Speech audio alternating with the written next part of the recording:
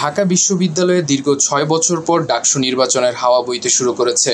বিশ্ববিদ্যালয়ের প্রশাসন জানিয়েছে, আগামী ৯ সেপ্টেম্বর অনুষ্ঠিত হবে এই বহুল প্রতীক্ষিত নির্বাচন। গত ২০১৯ সালে সর্বশেষ ডাকসু নির্বাচন অনুষ্ঠিত হয়েছিল। ডাকসু নির্বাচন নিয়ে সাধারণ শিক্ষার্থীদের মনে তৈরি হয়েছে নানান উৎকণ্ঠা।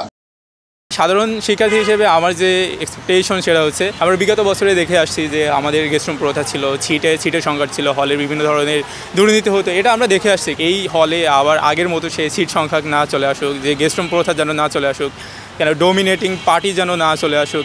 এটা আসলে যে প্রার্থী এটা এনশিওর করবে, যেটা হচ্ছে এই ধরনের বিশ্বাস সাধারণ শিক্ষার্থীদের মনে আনতে পারবে, আসলে তাকেই সাধারণ শিক্ষার্থীরা বেছে নেবে। বিশ্ববিদ্যালয়ের প্রশাসনের পক্ষ থেকে জানানো হয়েছে, সুষ্ঠু ও অংশগ্রহণমূলক নির্বাচন আয়োজনে সব ধরনের প্রস্তুতি নিচ্ছে কর্তৃপক্ষ। নির্বাচন ঘিরে হলগুলোতে বসানো হয়েছে সিসি ক্যামেরা। ইতোমধ্যে গঠন করা হয়েছে নির্বাচন পরিচালনা কমিটি। প্রার্থীরা বলছেন, তারা এখন পর্যন্ত কোনো ধরনের অপ্রীতিকর ঘটনার সম্ভাবনা দেখেননি।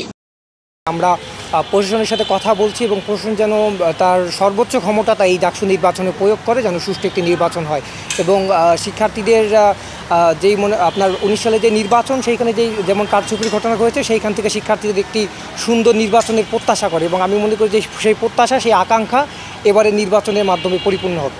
বিশ্ববিদ্যালয় প্রশাসনের প্রতি আমার অনুরোধ থাকবে বা আমার বার্তা থাকবে এরকম, যে আপনারা কোনো পক্ষপাতিত্ব না করে আপনাদের যে স্ট্রিক্ট বা আপনারা যে নিরপেক্ষতা প্রদর্শন করা সম্ভব সেটা আপনারা প্রদর্শন করবেন। এখনো চূড়ান্তভাবে প্রার্থী তালিকা প্রকাশ করা হয়নি।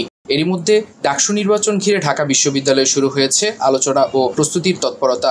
ডাকসুর মাধ্যমে আমাদের প্রকৃত প্রতিনিধি আমরা খুঁজে পাবো আর কি। এখানে আমি চাই যে যারা প্রতিনিধি হবে তারা আসলে দলীয় লেজুর ভিত্তিক রাজনীতিটা না করে, আমাদের যাতে স্টুডেন্ট ওয়েলফেয়ারের জন্য কাজ করে। আগের নির্বাচনগুলোর চেয়ে এবারের নির্বাচন নিয়ে শিক্ষার্থীদের আগ্রহ ও সম্ভাবনা অনেক বেশি। নির্বাচনী উত্তাপ যতই বাড়বে, শিক্ষার্থীদের অংশগ্রহণও ততটাই গুরুত্বপূর্ণ হয়ে উঠবে। এটাই হচ্ছে গণতান্ত্রিক চর্চার মূল ভিত্তি। নাইমুল ইসলাম, বিপ্লবী বার্তা।